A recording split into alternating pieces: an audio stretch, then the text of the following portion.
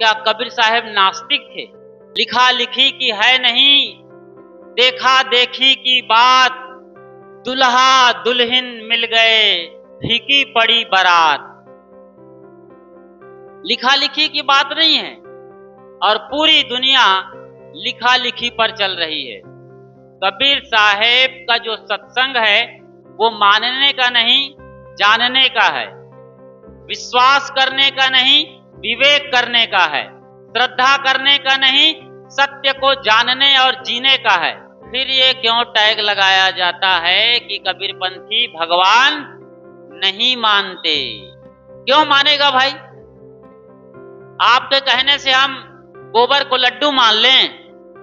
यही तो हो रहा है तिरुपति बालाजी में। पूरा तहलका मचा है देश में और दुनिया में, बदनामी हो रही सो अलग। तिरुपति बालाजी के मंदिर में जो प्रसाद आया उसमें घी में चर्बी मिलाया गया है, बताया गया। विशेष मांस की चर्बी और मछली का तेल वाला ऐसा लड्डू बना के बांट दिया गया। हजारों लाखों लोग उस लड्डू को पता नहीं कितने महीनों और सालों से खा रहे हैं।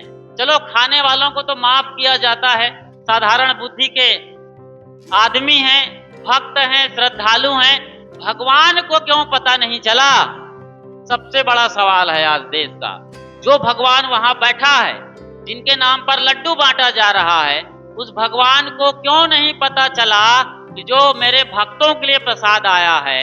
और सबसे बड़ी बात तो यह है कि वो प्रसाद सबसे पहले भगवान को चढ़ता है भोग के लिए।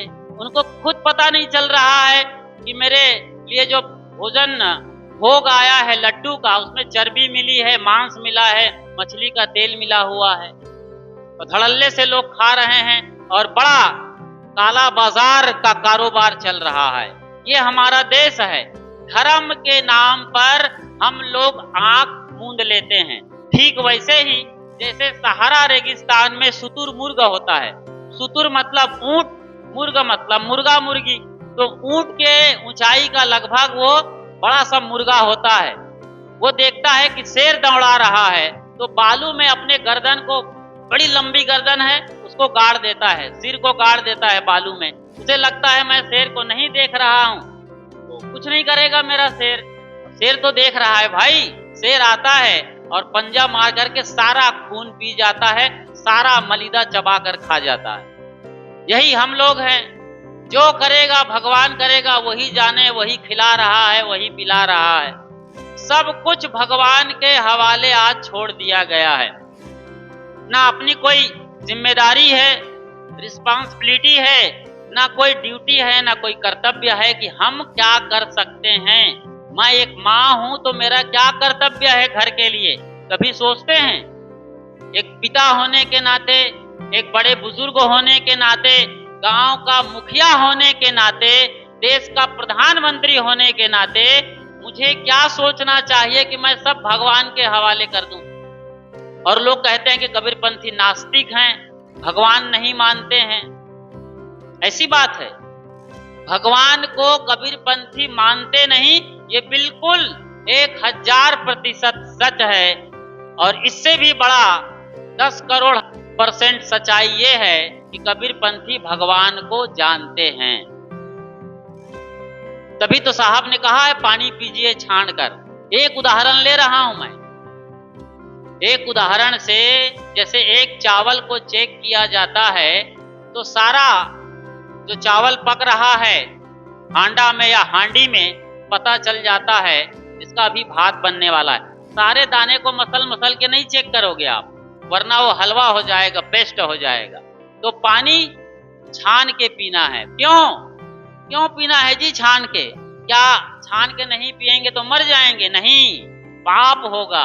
कितनी बड़ी बात कर रहे हैं कबीर साहब। पानी पीजिए छान के, गुरु कीजिए जान के। जब आप पानी को छान करके पी रहे हैं तो आपको पता है कि पानी में छोटे छोटे जो जीव रहते हैं, जो लगभग आंखों से दिखाई नहीं देते हैं, जो बारीक फूल के कण जैसे दिखते हैं सफेद छन्ना कपड़े में। तो हमारे घर में हमने माँ को देखा है, कुएं से जब पानी निकालती थी तो एक छन्ना लगाती थी और पानी भर करके उसे किनारे में ढाल देती थी ताकि कीड़े उधर चले जाएं और मरे ना, जीते रहें। ये परंपरा है कबीर पंथियों में। जीव मत मारो बापुरा, सबका एक है प्राण, हत्या कबहू न छूटी है। और कोटिन सुनो पुराण, तुम कोटि पुराण सुनो ना, तमाम कथा कहानी कर लो, लीलावती कलावती से लेकर के और भी जितने बड़े कथाकार आते हैं आपके आसपास शहरों के अंदर लाखों रुपए में, और लाखों रुपए ले जाते हैं। ये सब कथा सुनने से क्या होगा? आप क्या कर रहे हो ये आपको समझना होगा। आप पानी के साधारण जीव जंतु को नहीं बचा रहे हो। उल्टे भगवान के नाम पर जो लोग भगवान को मानते हैं, भगवान को जानते नहीं हैं, ये लोग क्या कर रहे हैं? मंदिर में, मस्जिद में और चर्च में यही हो रहा है आज। यहाँ तो गनीमत है कि लड्डू में चर्बी का मामला सामने आया है, वरना जाइए देश के मंदिरों और ऐसे ही देवालयों और मस्जिदों और बाकी धार्मिक संस्थानों की क्या हालत है। वहां तो जिंदा बकरा, मुर्गी और ऊंट, भेड़े काटे जा रहे हैं। कौन रोकेगा? भगवान के नाम पर। साहब ने इस पर क्या कहा है? जो तोहरा है सांचा देवा, खेत चरत क्यों ना लैया जी। यदि तुम्हारा देवी देवा भगवान सच्चा है तो वो अपने आप उठा लेगा जब भूख लगेगी तो। जो तोहरा है सांचा देवा, खेत चरत क्यों ना लैया जी। तुम काहे को एजेंट बन रहे हो? ओए पाड़े जी, पुरोहित, मुल्ला, मौलवी, पोप, पादरी, तुम्हारी इतनी औकात हो गई है कि तुम भगवान को, खुदा को और गाड को खिलाओगे? बताओ, इतने कमजोर हैं तुम्हारे भगवान कि तुम्हारे जैसे 2 कौड़ी के बिचौलियों की जरूरत पड़ रही है। और तुम पुजारी, पंडित, मुल्ला, मौलवी, पोप, पादरी क्या करते हो? भगवान के सामने केवल 2 बूंद चढ़ा देते हैं, वो भी खून का।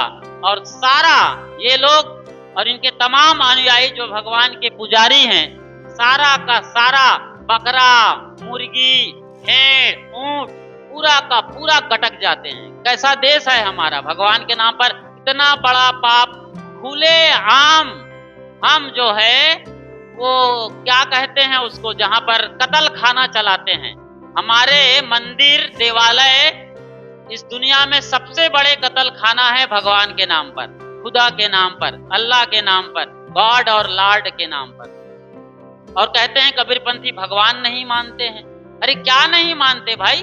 सब मानते हैं। उनसे बड़ा भगवान को मानने वाला ही नहीं, जानने वाला कोई नहीं है। कबीरपंथी से मेरा मतलब केवल कबीर पंथ में दीक्षित लोगों से नहीं है, जो तथाकथित कबीरपंथी भी हो सकते हैं। कबीर पंथ से मेरा मतलब काफी विस्तार है। मैं काफी आसमान की ऊंचाइयों से देख रहा हूँ। कबीर का मतलब होता है सत्य। सत्य कबीर, सत्य है वक्ता, तन मन भजे रहु मोरे भक्ता। सत्य में जो चलता है, सत्य को जो जीता है, सत्य कबीर सत्य है, सत्य कबीर सत्य है वक्ता। सत्य का ही कबीर बखान करता है।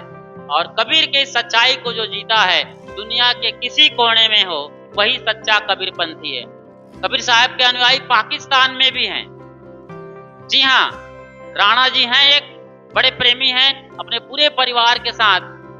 वो हमारे फेसबुक फ्रेंड भी हैं और तमाम किताबें प्रयागराज के सतगुरु अभिलाष साहब के आश्रम से मंगाते रहते हैं। कितना प्रेम है उनका। कबीरपंथी होना केवल कंठी माला दीक्षा तक सीमित नहीं है। कबीर पंथ का मतलब है कबीर साहब के सत्य को जानने वाला, जीने वाला और तन मन वचन से सत्य का व्यवहार करने वाला। ये है कबीर पंथ। कबीर साहब का जो दर्शन है, कबीर साहब की जो वाणी है, समझ है, वो आखिरी पढ़ाई है। कबीर साहब धार्मिक व्यक्ति नहीं थे, बल्कि अध्यात्म के शिखर पर पहुंचे हुए महान आत्मा थे, जिन्हें संत सम्राट सदगुरु कबीर साहब कहा जाता है।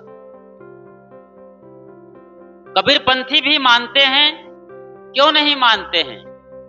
क्या कबीरपंथी पानी को पानी नहीं कहते हैं, पानी नहीं मानते हैं?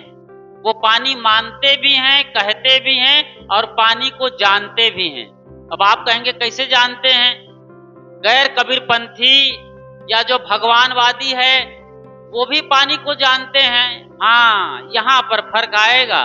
पानी पीजिए छान के और गुरु कीजिए जान के। ये है कबीरपंथ। पानी को तो आप भी जानते हो, आप भी पानी कहते हो और पानी मानते भी हो, लेकिन पानी को जानने का मतलब होता है कि पानी को छान करके पीना। अभी कोरोना ने पूरी दुनिया को आईना दिखा दिया कि किस तरीके से गफलत में आप जी रहे थे और कितना बड़ा खामियाजा भुगतना पड़ा पूरी दुनिया को। अरबों खरबों लोग मारे गए। किसी गवर्नमेंट के पास, दुनिया के किसी देश के किसी सरकार के पास इसका डेटा नहीं है। लोगों को कीड़े मकोड़ों की तरीके से गड्ढा खोद कर नालियों में बांटा जा रहा था। केवल गलत लाइफ स्टाइल और खान पान की वजह से लोग मर रहे थे। कोरोना को महामारी नाम दे दिया गया। कोरोना कोई आसमान से नहीं आया था, आदमी की गड़बड़ जीवन शैली का ही कोरोना परिणाम था और कितनी तबाही मचाया। तो एक छोटी सी बात जो सैकड़ों बरस से हमारे ऋषि मुनि कहते आए हैं, ऋषि ब्रह्मर्षि संत महापुरुष जो जंगल में रहा करते थे, वो भी पानी छान कर पिया करते थे अपने ढंग से। और कबीर साहब ने स्पष्ट रूप से कहा कि पानी पीजिए छान के। तो पानी को पानी कबीरपंथी भी कहते हैं, बादल को बादल कबीरपंथी भी कहते हैं कि बादल को समंदर कहते हैं, सागर को सागर कहते हैं, लोटा को लोटा कहते हैं, बाल्टी को बाल्टी कहते हैं, और पुरुष को पुरुष, स्त्री को स्त्री, जो भी है जैसे और लोग जानते हैं मानते हैं सब वैसे ही करते हैं। तो मैं एक खास बात पर आपसे ये कह रहा था कि कबीरपंथी नास्तिक नहीं है। नास्तिक कौन होते हैं? जो अपने को मैं करके अहंकार में जीने वाला आदमी और अपने से बाहर कोई परमात्मा, परमेश्वर, खुदा, अल्लाह, लॉर्ड और गॉड मानने वाला आदमी नास्तिक है। जबकि आस्तिक आदमी वो है जो अपने अहम को गिरा देता है, शून्य हो जाता है, बस तू ही तू है, जब मैं नहीं तब हरि ही हरि है, वही प्रेम में जो जीता है। आप गिरा दीजिए अपने मैं को, बस एक लाइन अच्छी तरीके से बोलता हूं मैं तो सुनिए। आप अपने अहम को गिरा दीजिए कि मैं घर का मालिक हूँ, मुखिया हूँ, साधु हूँ, गुरु हूँ, या फिर बहू हूँ, पति हूँ, पत्नी हूँ, जो भी मानते हो आप, गांव और घर के नाम गिरा दीजिए। आप विनम्र बने रहिए। देखिए वो मैं ही सबसे बड़ा रोड़ा है इस पूरे अध्यात्म जगत में, पूरी दुनिया में।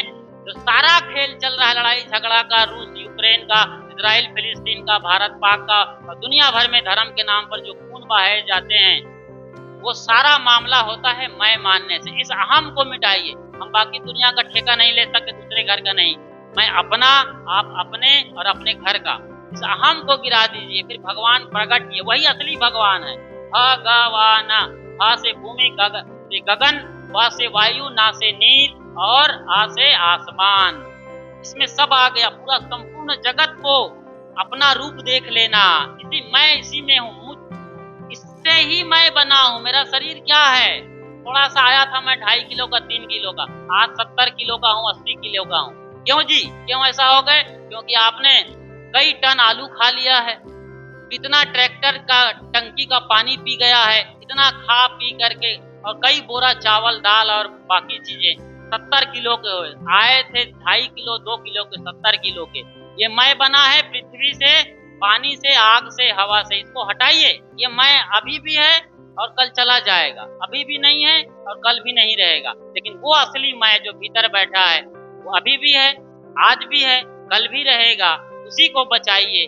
तो उसी परम सत्ता को जानने वाला असली आस्तिक है, जो अपने आत्मा को जानकर उसमें जीता है और सबके अंदर अहम ब्रह्मास्मि कहते हुए कहता है कि तत्वमसि, तू भी ब्रह्म है, अयम आत्मा ब्रह्म, ये सारा जगत ब्रह्म है, और प्रज्ञानम ब्रह्म, ज्ञान ही ब्रह्म है।